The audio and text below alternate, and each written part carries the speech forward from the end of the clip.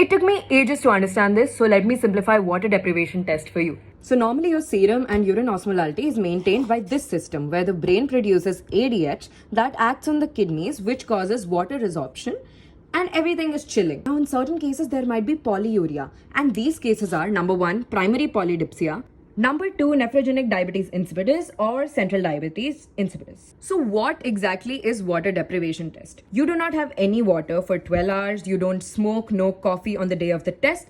You measure the serum and urine osmolarity around 8:30 in the morning. So overnight, no water.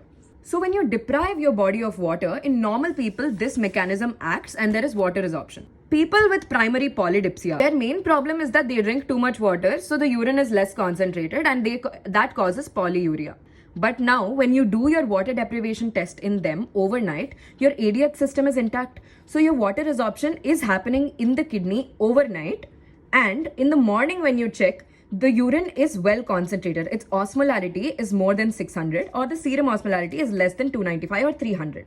That means your system is working. The case is of primary polydipsia causing polyuria. Now diabetes insipidus. In central one, no ADH is being produced. In nephrogenic one, ADH is being produced but the kidneys are not responsive to ADH.